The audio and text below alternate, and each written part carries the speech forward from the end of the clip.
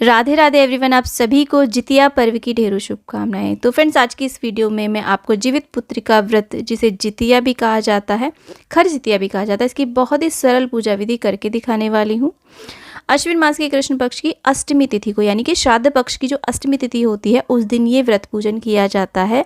यह व्रत पूजन सभी स्त्रियां अपने संतानों की रक्षा के लिए, उसकी मंगल कामना के लिए, अच्छे स्वास्थ्य के लिए, उन्नत जीवन के लिए करती हैं। ये जो व्रत पूजन होता है एकदम छठ पर्व की तरह पूरे 3 दिन तक चलता है। अश्विन मास की सप्तमी से नवमी तक। सप्तमी तिथि को नहाय खाय किया जाता है और अष्टमी तिथि को निर्जला जितिया व्रत किया जाता है। नवमी के दिन पारण किया जाता है। तो बहुत ही ज़्यादा कठिन व्रतों में से एक व्रत माना जाता है। देखिए, इस पूजा को स्त्रियां ग्रुप में मिलकर के करती हैं और ये जो पूजन है वैसे मुख्य रूप से नदी, तालाब या जलाशय के किनारे किया जाता है। जमीन में खड्डा खोद करके भी आप कृत्रिम तालाब बना करके भी इस पूजन को कर सकते हैं, नहीं तो कलश की स्थापना इसमें अवश्य करें। शाम के समय एक चौकी लगाएं, चौकी के ऊपर लाल पीला वस्त्र बिछा लें। चौकी इस तरीके से लगाए कि हमारा जो मुख है, पूजा करने वाला का मुख पूर्व, उत्तर पूर्व या उत्तर दिशा की ओर होना चाहिए। और इसी के साथ में देखिए अष्टदल कमल बना लें, या फिर आप चावल की ढेरी भी लगा सकते हैं। चावल की नहीं तो गेहूं की भी लगा सकते हैं। और उसी के बाद में उसके ऊपर आप किसी भी धातु का आप कलश रख लें। कलश के ऊपर स्वास्तिक बनाएं, कंठ में मौली बांधे, उसके अंदर सबसे पहले गंगा जल डालें, फिर जल डालें। उसके अंदर आप लौंग, इलायची, सिक्का, सुपारी, हल्दी की गांठ डाल करके पंचपल्लव लगाएं। उसके ऊपर इस तरीके से नारियल के ऊपर वस्त्र या फिर कुछ भी आप कलावा लपेट करके रख दें। नारियल का मुख अपनी ओर या फिर पूजा ऊपर की ओर भी आप कर सकते हैं। तो इस तरीके से कलश की स्थापना इस पूजन में अवश्य करें।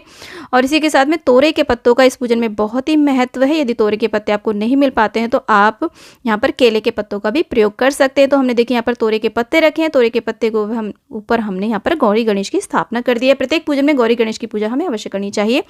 उसी के साथ में जिमुत वाहन की इस तरीके की मिट्टी की मूर्ति बनाई जाती है। पार्थिव मूर्ति बना ले, नहीं तो कुशा से भी आप पुतला जैसा बना करके उनका भी आप पूजन कर सकते हैं। साथ में चिल्लो सियारन, जिन्होंने कि सबसे पहली बार इस व्रत पूजन को किया था, उनका भी पूजन होता है। जिमुत वाहन जी एक गंधर्व राजकुमार थे, जिन्होंने नाग जाति के एक बालक की रक्षा के लिए अपने प्राणों का बलिदान दे दिया था। तो उनका विशेष रूप से आज के दिन पूजन किया जाता है। साथ में जितिया के धागे आते हैं, मार्केट में मिल सकते हैं, आप खुद भी बना सकते हैं, उनका भी हम पूजन करेंगे। और अगर आपके पास जितिया का लॉकेट है, उसको भी आप पूजा में रखें। जैसे कि अहोई अष्टमी की माला होती है, सेम उसी तरीके से जितिया की भी माला होती है। तो देखिए, स्नान का भाव कराते हुए हम यहाँ पर जल का छींटा दे देंगे, अपने ऊपर भी जल का छींटा देकर के शुद्धिकरण कर लेंगे। और क्योंकि हम पार्थिव मूर्तियों का पूजन कर रहे हैं, तो सभी का हमें आवाहन अवश्य रूप से करना चाहिए, हाथ में अक्षत पुष्प लेकर के। तो सबसे पहले हम धूप दीप यहाँ पर प्रज्वलित कर लेते हैं। सबसे पहले हम यहाँ पर गौरी गणेश का पूजन करेंगे। देखिए, ये जो पूजन है हमें शाम को प्रदोष काल में ही करना चाहिए, यही विधान बताया गया है इस व्रत का। तो सबसे पहले गणेश जी को हम देखिए चंदन से, रोली से टीका करेंगे, अक्षत अर्पित करेंगे और उन्हें वस्त्र रूपी कलावा और जनेऊ अर्पित करके, धूर्वा और पुष्प आदि अर्पित करके गणपति भगवान का और गौरी मैया का इस प्रकार से पूजन करेंगे। तो इस व्रत पूजन में देखिए सतपुतिया, तोरी, झिंगी, झिमनी, नोनी का साग, इन चीज़ों का बहुत ही महत्व होता है। तो अपने अपने क्षेत्रों के अनुसार जहाँ जिस क्षेत्र में भी ये वस्तुएं मिलती हैं, इनका प्रयोग किया जाता है। पहले दिन नहाए खाए वाले दिन शाम के समय सिर धुल करके, स्नान करके, शुद्ध होकर के सतपुतिया और नोनी का साग खाया जाता है। और इनका अगले दिन पूजा में झिंगी, झिमनी आदि का, तोरी के पत्तों का विशेष रूप से प्रयोग पूजा में भी किया जाता है। तो बहुत ही महत्व होता है इन चीज़ों का। यदि आपको ये कोई भी चीज़ें अगर ऐसी जगह पर आप रहते नहीं मिल पा रही, तो कोई बात नहीं, आप इन चीज़ों के बिना भी आप अपना पूजन कर सकते हैं। तो देखिए, गौरी गणेश का पूजन करने के बाद में, उसके बाद में हम वरुण कलश देव का पूजन करेंगे। सभी पवित्र नदी, जलाशय आदि का इसमें आवाहन करके उनका हम पूजन करेंगे, ध्यान करेंगे। उसके बाद में जिमुत वाहन जी का, क्योंकि वो गरुड़ के ऊपर विराजमान रहते हैं, उनका भी हम पूजन करेंगे। उनको चंदन से, रोली से टीका करेंगे। और यहाँ पर देखिए चील, जिसे चिल्लो कहा जाता है, चिल्लो और सियारन, इनका भी पूरे विधि विधान से पूजन किया जाएगा, क्योंकि सबसे पहले इन्होंने ही इस व्रत पूजन को अपने संतानों के लिए किया था। यहाँ पर देखिए सभी को टीका करने के बाद में अक्षत अर्पित कर देंगे। जितिया के जो धागे और जितिया जो हमने पूजा में रखा है, उसका भी हम पूजन करेंगे, उनको टीका करेंगे, अक्षत अर्पित करेंगे। अग्निदेव का भी हम इस प्रकार से पूजन कर देंगे। और उसके बाद में देखिए जिमुत वाहन जी को हम इस प्रकार से जनेऊ अर्पित कर देंगे। और उसके बाद में सभी को हम एक एक करके वस्त्र रूपी कलावा अर्पित करेंगे। तो 3 दिन तक ये व्रत पूजन चलता है।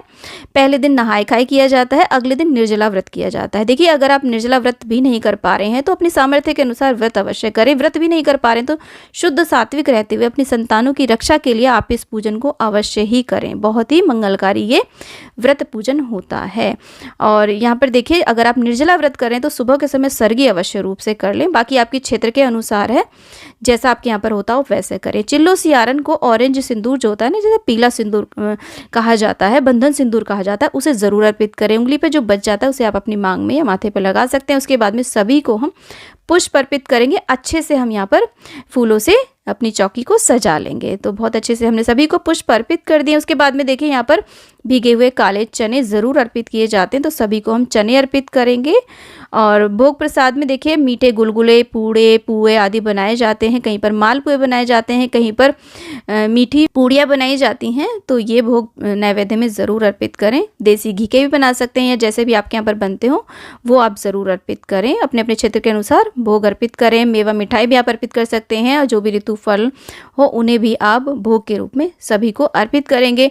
और इसके बाद में देखिए तोरई, इसे नेनुआ भी कहा जाता है, ये हो, और इसके फूल यदि आपको मिल जाएं इस तरीके से। देखिए सतपुतिया भी एक चीज़ होती है जो कुछ कुछ ऐसी ही लगती है, उसे भी आप अर्पित कर सकते हैं। तो हम यहाँ पर ये भी अर्पित कर देंगे। उसके बाद में एक जल का हम कलश यानी कि लोटा भर के रखते हैं, और हाथ में इस तरीके से आप चाहें तो देखिए अक्षत पुष्प ले लें, नहीं तो अगर आप पे इस तरीके के फूल हैं आप यहाँ पर चने भी ले सकते हैं। थोड़ा सा अक्षत ले करके हम यहाँ पर जीवित पुत्रिका व्रत की कथा को सुनते हैं। कथा का वीडियो आपको हमारे चैनल पर मिल जाएगा, आप वहाँ से सुन करके भी अपना व्रत पूजन कर सकते हैं। तो कथा सुनने के बाद में जो हाथ में हमने यहाँ पर काले चने और तोरी के फूल फल आदि लिए हैं ना, उनको हम इस तरीके से थोड़े से जल के लोटे में डाल दें, थोड़े से इस तरीके से छोड़ देते हैं पूजा में। अब ये जो जल का लोटा है इसे आप चंद्रमा को अर्घ्य दे सकते हैं रात्रि के समय में, क्योंकि शाम को हम ये पूजन कर रहे हैं। इसके बाद में कपूर से आरती करेंगे। आप चाहे तो जो दीपक प्रज्वलित किया है उससे भी आप आरती कर सकते हैं, परंतु कपूर से आरती करने से हमारी पूजा जो होती है ना वो पूर्ण हो जाती है। आप यहाँ पर कुछ ना कुछ दक्षिणा जरूर अर्पित करें, क्योंकि हमारी पूजा में जो भी कमियां रह जाती है ना